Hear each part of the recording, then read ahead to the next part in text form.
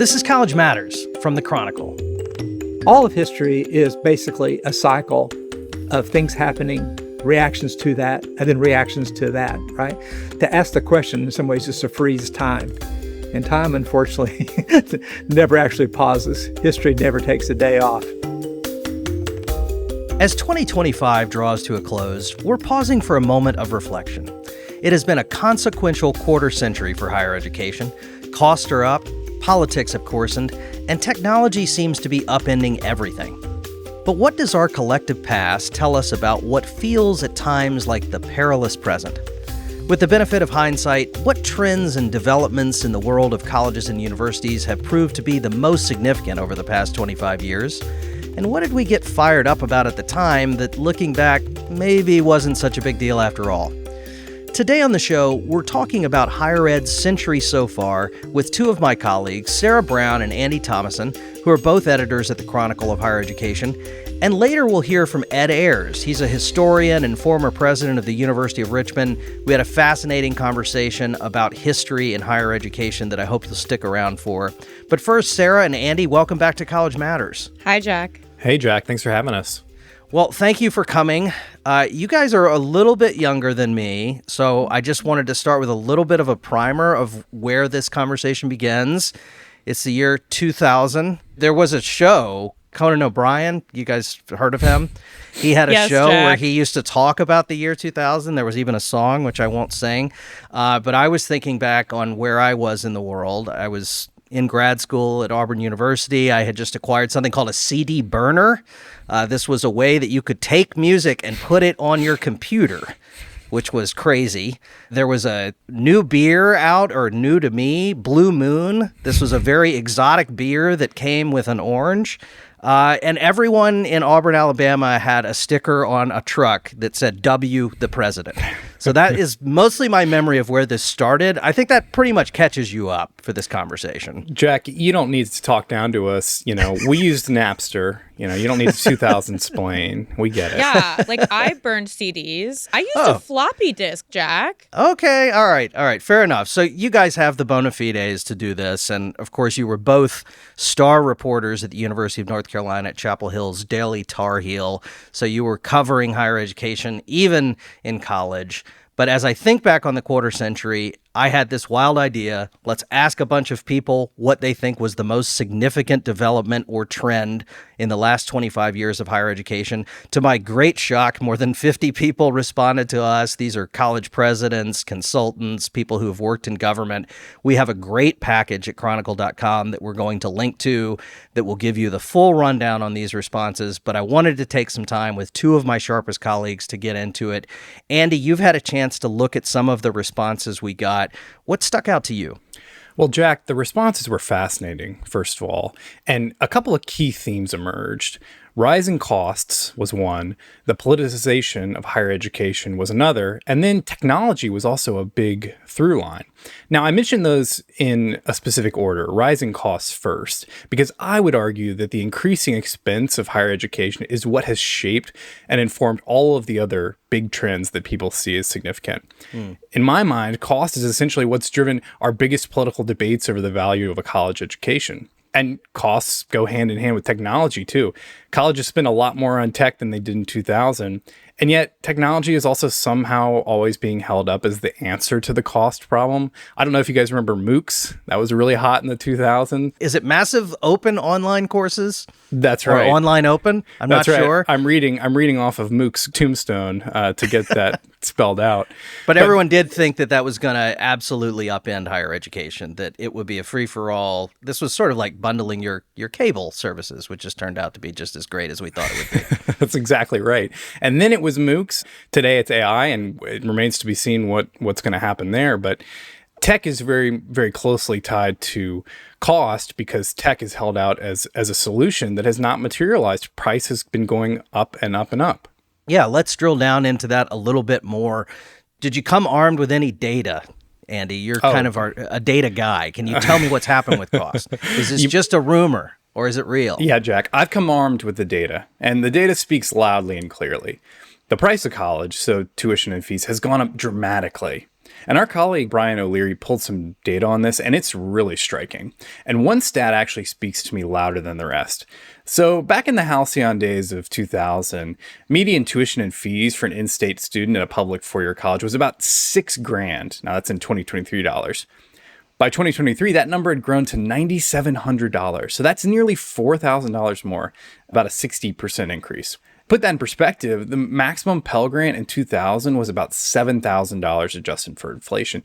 And that means that if you're an in-state student on Pell back in 2000, you can basically cover your tuition and fees. It's a different story today. Today, the max Pell at your average in-state four-year would leave you about $2,000 short. Now, a cautionary note here, a lot of colleges have gotten serious about holding tuition down over the last decade especially. But the fact remains that where we are 25 years into this century is much pricier than back when you were sipping your Blue Moon, Jack. And, when I think about that price increase, I keep coming back to those Pell students having to come up with that extra $2,000. And for a lot of students, it would make the difference between going to college or not. That kind of delta, Absolutely. For sure. And look, we could talk numbers all day, but what's really striking to me beyond the stats is the extent to which the cost conversation has absolutely broken through into the public consciousness. So many policy debates and political battles that we see, free college, student debt forgiveness, and even the partisan warfare that we see right now are informed by the perception that college has grown too expensive. There was a recent poll that Quinnipiac did. It was a survey on Trump's proposed compact for higher education, which we talked about on this podcast. This is the document that would give preferential access to research funding to colleges who agreed to a set of reforms. Now, the poll found these reforms were very unpopular among the American public, except for one. 58% of the respondents said colleges should freeze tuition in exchange for the preferential access. So this cost concern is a bipartisan point of agreement in a moment where the two parties don't agree on anything. Yeah, I think it is hugely significant. When I look at the types of responses we got from people who were talking about what they saw as the most significant development of the last quarter century, everything they talked about, as you said, might be connected to cost, and public perception of higher education is a big piece of that. There's concerns that higher ed's too liberal, but also concerns that it just costs too much for the average person to reap the benefits from. Andy's making a strong case, Sarah, that cost is central. What do you think? Is that the biggest story of the last 25 years? Look, cost is a really big deal. College leaders will often chide us in the media and say, you all write too much about these handful of students who have six figures of debt, and you're blowing it out of proportion. Even the average student loan debt, which is like $30,000 to $40,000, I mean, that is an amount of money that has changed people's lives. It has changed the lives of my friends. It has altered their decision-making. So cost is a story for sure. There are others. There's the fact that in the past 25 years, the number of international students studying in the U.S. has soared. There's the fact that students' mental health concerns have skyrocketed. But I'd actually like to highlight something else, which is how the faculty has changed and not changed. So about 70% of faculty now are contingent, which means that they don't have tenure. And this is the story of the quote-unquote adjunctification of higher ed.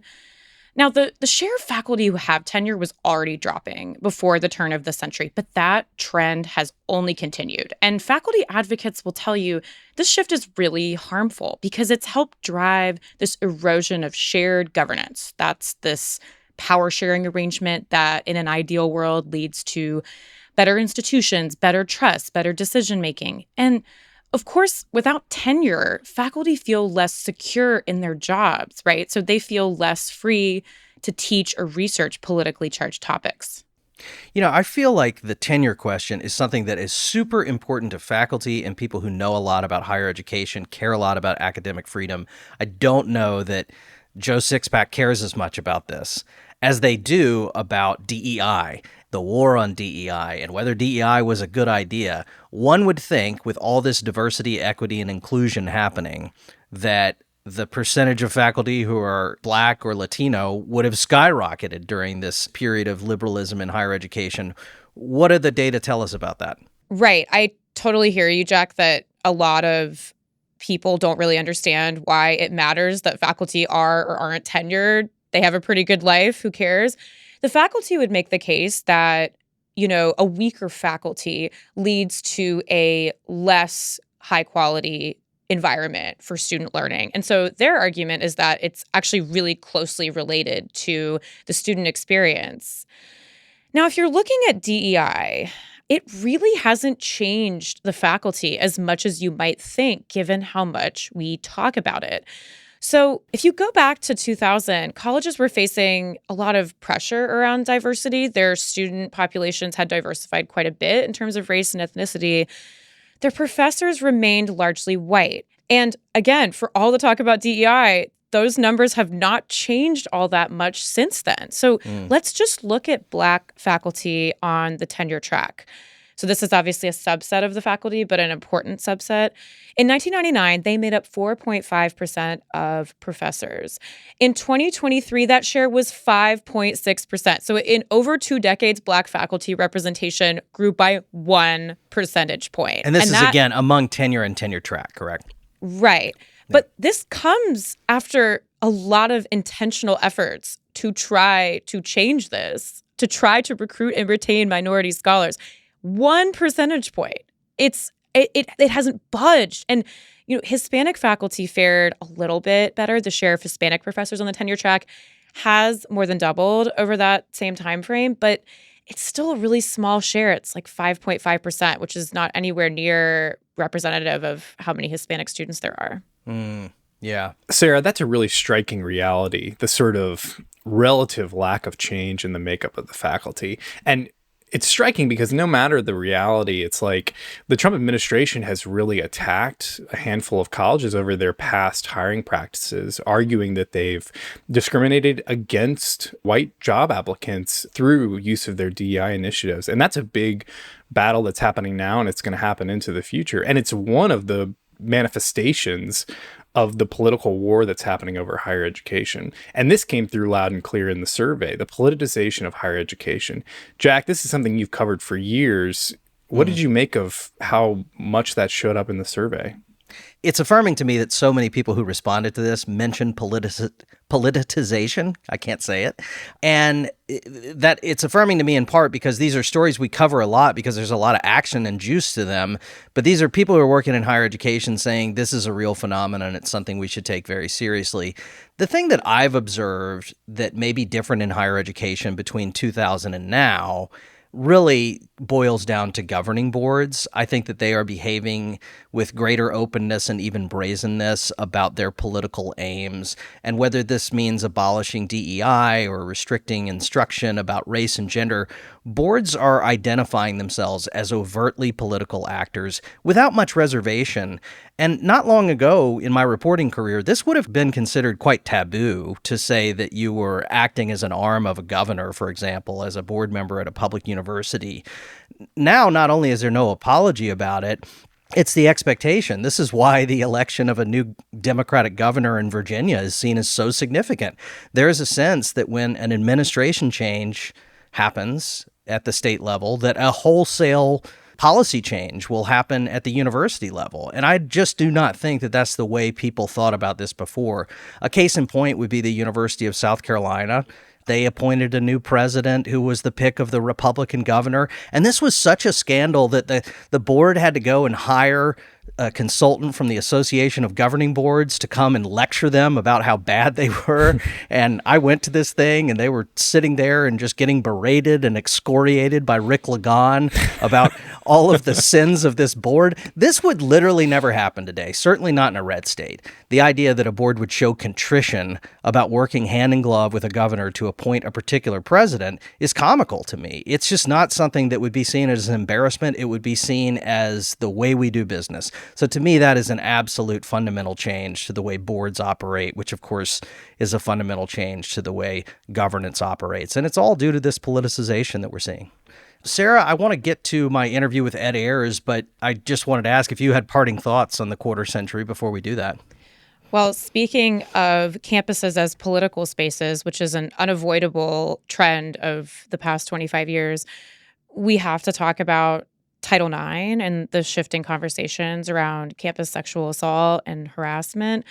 For a long time, these issues were just not really part of the conversation. They were swept under the rug, and that's really changed. So at the turn of the century, the Department of Education told colleges that complying with Title IX, the gender equity law, required taking specific steps to respond to sexual misconduct.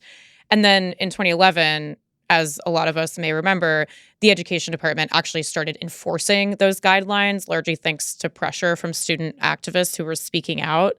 At one point, there was this name and shame list. The Education Department started publishing a list of colleges that were actually under investigation. They were really trying to go for the jugular. They were trying to tarnish these institutions' reputations and get them to take victims' claims seriously.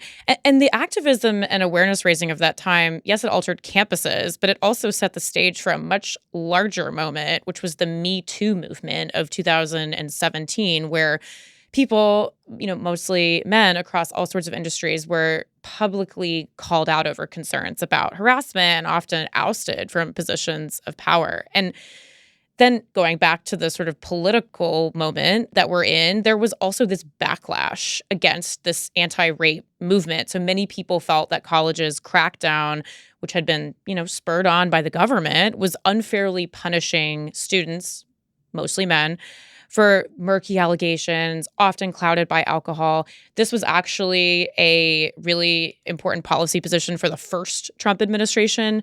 And you come to today, and college campuses have been forever altered by this increased attention on sexual misconduct. There have been these massive administrative apparatuses created to manage complaints and frankly, to manage legal risk, because we all know that institutions are most concerned about legal risk. And there's this deeper question that I think about a lot with respect to these changes, which is, have all of these conversations about sexual misconduct actually made campuses any safer? And the evidence on that is it's not really clear, but it's really not compelling. It doesn't seem like campuses have actually reduced the prevalence of sexual assault and harassment. And so it's kind of like, well, where do we go from here? I don't know. I think, Sarah, it's hard to look back at history and quite discern what worked and what didn't work, but I still think it's an important exercise, which is why we've done this. And I really appreciate you guys getting us started on it. Thank you so much. Thanks, Jack. Thanks, Jack. Since we're looking closely at history, I wanted to get some thoughts from a historian and a former college president who's lived through this period in higher education. So after the break, my conversation with Ed Ayers.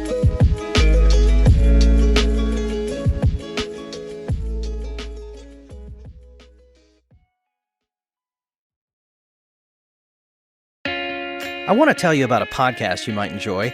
It's called Teaching in Higher Ed, and it's been a staple in the teaching and learning community for more than a decade. Since 2014, they've released a new episode every single week, conversations that dig into what it means to teach well in higher ed.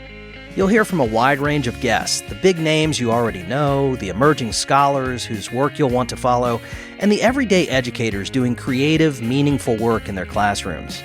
If you care about great teaching and student learning, give Teaching in Higher Ed a listen. You can find it wherever you get your podcasts.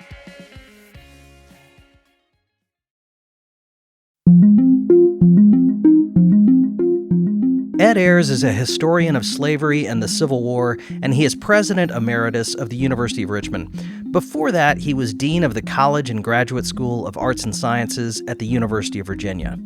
And we had a fascinating conversation that ran the gamut from 9/11 to DEI to AI. Ed Ayers, welcome to College Matters. Hey, thanks. Glad to be here. Well, I appreciate you doing this in a pinch. I've been thinking about history and higher education, and I was thinking, who do I know who knows something about both? And you were the first person who popped in my head. Well, thank you. You need to broaden your array of acquaintances, Jack. I got a limited group of friends. So, as you know, I've been asking people at colleges across the country to talk to me about what they consider to be the most significant development or trend in higher ed in the last 25 years. We'll get to your answer, but first I want to ask you whether you think this is a worthy endeavor at all. I had a former chancellor tell me he found this to be excruciating and reductive. Well, of course it is, but that's no reason we shouldn't do it as academics. We do lots of things that are excruciating and reductive. Right. And I mean, if there's no excruciating pain, you're not thinking about it hard enough, and reality's too complex to see, so we have to reduce it. It's okay. It's part of the deal, I think. But so yes, right, I do think it's worthwhile. We've got to take stock every once in a while to see where we think we are. Where do you think we are? Well, since talking to fellow academics, I won't apologize for being pedantic and to talk about language a little bit. I think, speaking as a historian, I think that people have confused sometimes events and trends. I think it's too soon to know if they're trends. The famous quote attributed to Mao Zedong asked if he thought the French Revolution was a success. He said, it's too early to tell. Well, that's kind of the way that things are right now. I mean, here in Virginia, the recent war on D&I looks like it may be transitory. The new governor-elect says, no, stop the presidential search. We're going to appoint new members to the board. You're talking about the University of Virginia, correct? I am talking about the University of Virginia, yeah. And that what felt like a trend may, in fact, just have been a transitory event. And so that's one reason we have historians. It's really hard to tell in the middle of something whether you're in an event or a trend. So if we pull the camera back to, say, 60 years rather than 25, I think that the trend has been the remarkable expansion and democratization of American higher education, especially by gender, but also by race and ethnicity. And from that perspective, what we're seeing now is a backlash, a political event against a longer trend. Now, this is not to discount the damage and disruption that the war on DEI and these other events are causing, but it is a reason to believe that we shouldn't give up, that the larger pattern may suggest that there are greater possibilities than we see right now.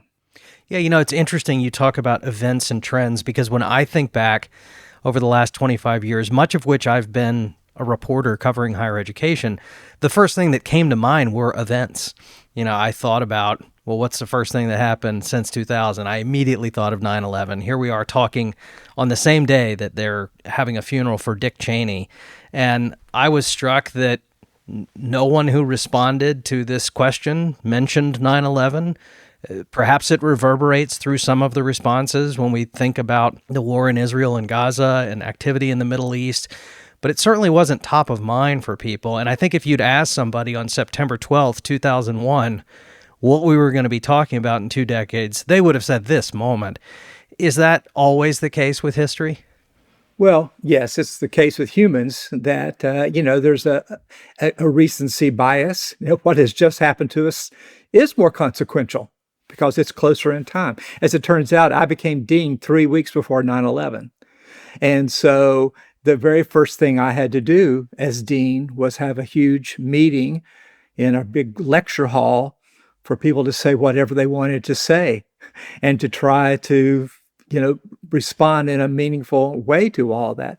Then I had to preside over a budget crisis that followed that, in which I had to give back $5 million from the College of Arts and Sciences to the university, and I had to cancel all 27 searches and take away all faculty travel for 2 years. So as events go, that felt eventful.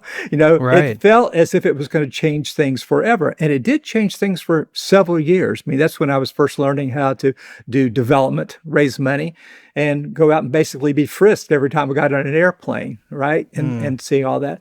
And trying to find the right mixture of acknowledgement of enormous pain and determination that we have to keep going, was the first thing that I had to confront as dean. So I think we are still living in reverberations of that in ways we don't fully acknowledge. But I agree with you. It's interesting. That is not what people see as the beginning, in many ways, of the 21st century, even though that it was. And we seem more preoccupied now with the technological changes of the 21st century than we are with these global political events. That's really interesting. Yeah, I thought similar things. When I'm trying to think about reverberations of 9/11, you mentioned economic impacts of that. There were cultural aspects to this too. It was a period I remember in which the country seemed to just be having really intense dialogue about what our values were, about where we were headed as a country, whether ends justified means. All of these sorts of things were being discussed in academic quarters and beyond. And I do see some relationship between that and the conversations we're having today about what higher education stands for during Donald Trump's second presidency. What are the values that it will hold on to and will endure, and what maybe can be tweaked around the edges? Am I stretching here that there is some commonality? No. What we need to remember, though, is that no president in recent history has been more popular than George W. Bush was after 9/11, right? That the country rallied around him. If you just look at the numbers of people who support the president, and we know that that's not how he ended his presidency, right? And so I think that it's the push and pull of events take us in unexpected directions. So I do think in some ways, I remember, the excitement of the 90s when we declared that history had ended, and that the democratic order was now the order of the world. So I think in some ways that the backlash against that hope that came in 9/11 made it even harsher. I mean, all of history is basically a cycle of things happening, reactions to that, and then reactions to that, right? So that, your original question to me, is this a bad idea? No, it's what humans do. But what it means is that to ask the question in some ways is to freeze time. And time, unfortunately, never actually pauses. History never takes a day off. When I think about what we heard from people did mention diversity, equity, and inclusion, the backlash against that. I'm really glad that you mentioned this 60-year time frame, because I think if we look at the data over time, that's the bigger story than what's happened in the last couple of years, and I agree with that completely. At the same time, we've got a lot of answers about artificial intelligence, certainly answers about what the Trump administration is doing with higher education, answers related to the relatively recent Supreme Court ruling on race-based affirmative action. My sense from hearing from people is if they talk about the last 25 years, they feel like the last three were the biggest. And I know we've talked about the human recency bias, but is there anything to that? Do you feel like we're living in a particularly historic era right now? Particularly historic is, something I sometimes tell students, the only way to tell something's not really historic if it's announced beforehand. It's a I should have said meaningful. I wish people could have, yeah. No, and I say all this in the spirit of collaboration, Jack, not of correction. So let's think about AI, which I saw over and over again, and for good reason. But in many ways, this is an event in the larger trend of the saturation of contemporary life by digital media. And you could argue that this begins in the 1970s with the personal computer. You could argue that it begins in the 1990s with the World Wide Web, or smartphones in 2007. And each of those is a profound event. I mean, we can't really imagine not having any of those things now. And AI relies on the existence of all of those to exist, to the extent that it does exist, right? And so that if we, again, pull the camera back, we see this is, in some ways, the culmination of trends that had been going on for all those 60 years that we're talking about. So you'll remember what people would say at the web. I'll never forget when I was I kind of believed in the possibilities of the World Wide Web, and an older colleague of mine said, "Ed, isn't this a bit like the hula hoop?" And I said, "No, I think it's going to be more like television. It's going to have a big event, right? For kids." Yeah, exactly. And so every innovation has been welcomed as the dawn of a new era and as the beginning of the end of civilization. Is AI a different order of magnitude? It may well be. We don't know. But it's interesting to me how few pundits are willing to say that. Everybody knows it's either the dawn of superintelligence in a new era, or it is really the beginning of the end. And of course, if we think about higher education, it depends a lot where in the institution you are, what you feel about that, right? I'm full of confidence that AI is going to help discover new proteins and new medicines. And I'm glad for it to do that. Am I certain that it's going to create new ways of understanding ourselves in human terms? I'm not. I invented a word back in the 90s, anticipatment, that whatever the next development is in technology, we're already disappointed in it. It's not going to be as good as we think it could be or should be. And I think that's kind of where we are with AI right now. I'm thinking a lot about it, as are all my colleagues, but it's too soon to panic. But it's not too soon to do the very best that we can to put it to good purposes. I know you can't speak for all historians, Ed, Sure. but I think there's some historians right now who study things like fascism who may have left the country, and they're really scared about what's happening in the country right now. But to hear you talk, I wonder if historians are less scared than the rest of us because they view history through a longer lens, perhaps. Where do you fall on that spectrum? Well, I've described myself as a cheerful guy who gets up every day and studies the worst things in American history for a living. You know, so... And we should say that you are a noted historian of the Civil War. Well, thank you. And of 2.5 centuries of slavery and of native dispossession and 100 years of segregation. You know, so I've written about lynching and chain gangs, all these kind of things. And why? You know, is that if we don't confront these things, we'll never understand where they came from or what their consequences are. So I think that historians probably are not the most pessimistic people there are. I would say that, which is maybe conflicts with the public perception of us, of being kind of scolds and saying that's not the way it was and this film doesn't quite get it right or whatever. But it's nothing like living in the past to realize that the past was terrible in so many ways. I'd have to say I can't think of a time in the past I'd rather live than now. And even, you know, as a member of several majorities, I still feel that way. All it takes is to have one family member be quite ill to understand the advances of the 21st century in terms of medicine and so forth.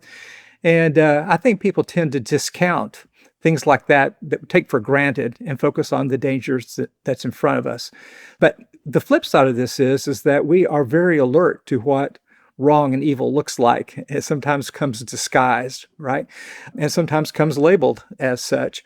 So the only truth of the past I've been able to discover here in over 40 years of writing about it is that nobody ever knows what's going to happen.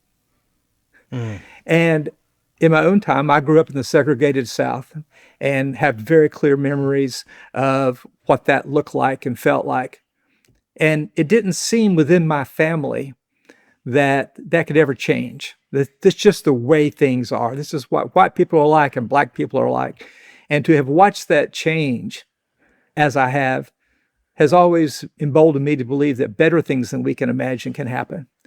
But also being a student, as you mentioned, of the Civil War, in which if you'd asked anybody in 1859 what's going to happen over the next 10 years, nobody could have imagined the deaths of nearly 800,000 Americans and the end of the largest, most powerful system of slavery in the modern world. Okay? Nobody saw that coming because it was impossible, but it happened. So there's the instance of things worse than we could imagine and better than we could imagine happen at the same time as part of the same events.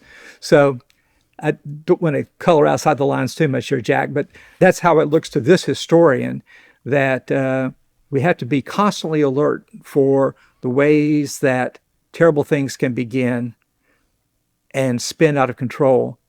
But we always have to be alert that there are possibilities for better futures than are always evident to us. We never quite know what's coming. That's the funny thing about the future. Well, that's why we need to have exercises such as this. You have to stop. I mean, just because we can't know doesn't mean we shouldn't think about it and wrestle with it. That's the only way we can get any sense of purchase on it. Well, something you said a few minutes ago was that if we don't confront history, we'll never understand it. And I actually think that's one of the trend lines that a lot of people are worried about, which is this kind of war that we're having in the country over how we talk about history, how we engage with it. We've talked on this show about a law in Florida that tightly restricts how race and gender can be taught in gen ed courses. There's a newly enacted policy at Texas A&M that's going to require instructors to seek the campus president's approval before teaching courses that are related to race and gender. There's some specificity about what that policy is, but that's the gist of it. How do you think these sorts of restrictions are going to shape what college students know about history, what faculty teach about it, or even how we think about it as a future generation? So we might begin by asking, where do these attacks on history come from? And ironically, I think they come from the same trends that we were talking about before. There has been a revolution in the writing and teaching of history over the last 60 years, and I've been happy to be a part of it. And the current attacks against broadening and deepening of history to include, say, the female half of the population, the rising American majority of people of color and people all over the world, respected for their own histories. That's been what has happened over the last 60 years. And what we're seeing now is a reaction against that. That had to be created before there could be a reaction against it. Do I think all that knowledge can be crammed back into the bottle? I do not. Do I think that a narrow political majority in one election is going to be able to stop the expansion of empathy and knowledge? I don't. So in some ways, it's a political response to an intellectual failure. Where is the intellectual challenge to that broadening and deepening? It doesn't exist. All you can do is try to stop its spread. Call it a name like woke. Call it DEI. And instead of writing books that persuade people that this broadening and deepening is wrong or a mistake, try to use temporary political power to staunch it. I think it's a failed effort. Well, before I let you go, the suspense is killing me, Ed. What's your answer to the big question? What do you consider to be the most significant development in higher ed over the last 25 years? So you've introduced a new word here, Jack, development, okay? So Here comes the professor. No, but development combines event and trend, right? All right. Those are what we otherwise call as history. And I think, and this may seem weird to people, but I think the answer is institutional expansion. Now, from the negative point of view, that's administrative bloat, right? And from the positive point of view, that's the maturation of remarkably complex organizations. Now, when I suddenly became dean in 2001, no administrative experience, and suddenly became dean of arts and sciences at the University of Virginia, I was astonished at all the processes and structures and people required to run a university that I had not actually seen when I was in the classroom and in the library. And then when I became president and I see, whoa, here are these offices of advancement and enrollment management and facilities and endowment and finance and athletics and assessment and grant administration and advising and alumni relations and government relations and student life and legal counsel, I was astonished and so heartened to see what great people take on those jobs and how essential those are. So when I would go and hang out with my faculty friends, there would be much rolling of eyes about, these deanlets or, we're adding this new sort of office. And, it's a common complaint. But the fact is that colleges and universities take responsibility for a far broader range of student life and welfare than ever before. And that's one reason tuition is higher. Universities are doing so much more than they used to do. You think about responsibilities that universities take now for student physical and mental health that were simply ignored back in the day when I was in college. Think about, too, what it means to institutionally acknowledge religious and ethnic and gender diversity. And what it means is that all those things are actually called DEI. They're actually the machinery designed to pay attention to students. And so what that means is institutions have exposed a lot more flanks than they used to. If you're looking for ways to criticize us, it's not hard to find something that you can jump on. So I think that's another reason that the attack on DEI is an event, a backlash against something that didn't exist 20 years ago. The broader trend being that large expansion of institutions, and institutions are more involved in the political, cultural, religious, economic lives of people than they ever were 20, 30 years ago, I guess. Exactly. And it seems when you're inside, that that's a good thing.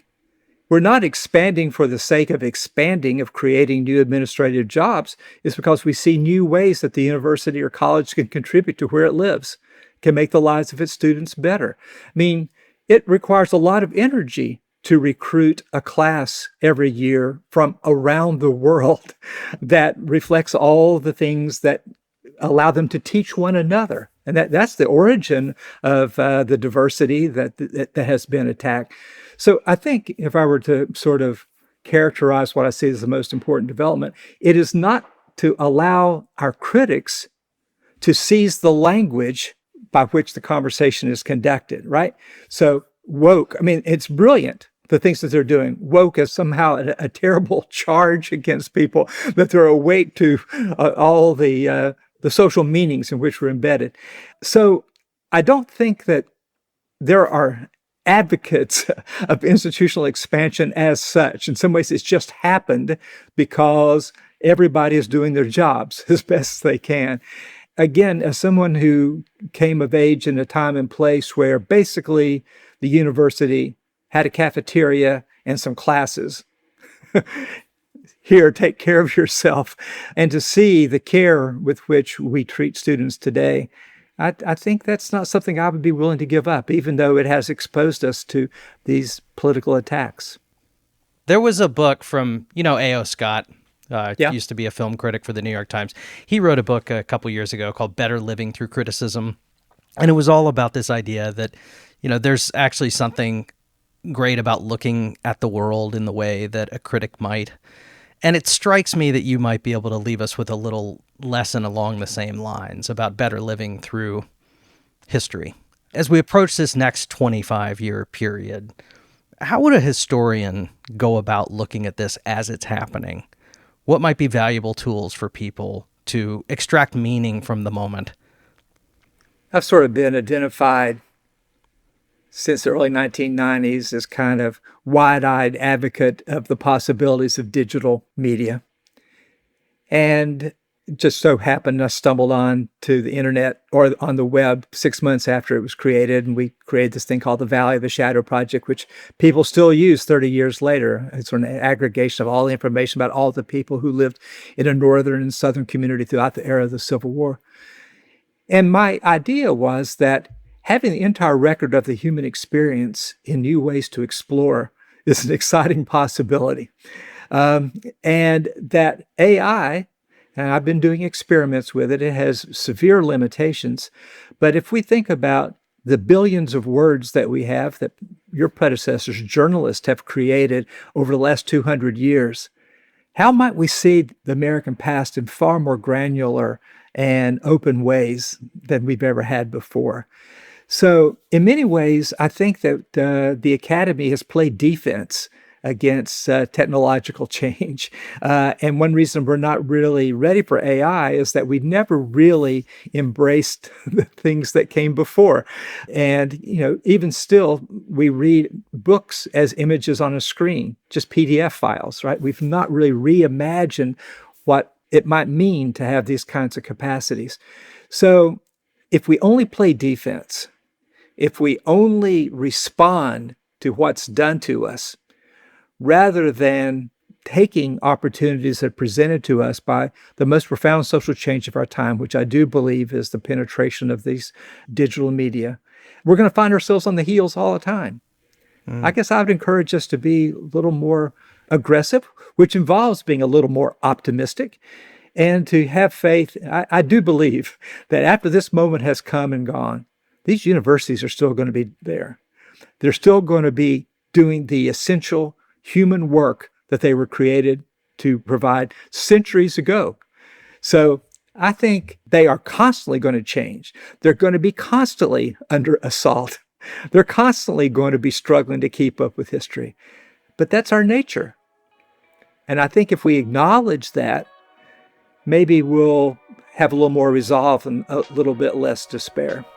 Wonderfully said, Ed. So buckle up, everybody. I appreciate you coming on here. Thank you so much. Thank you, Jack.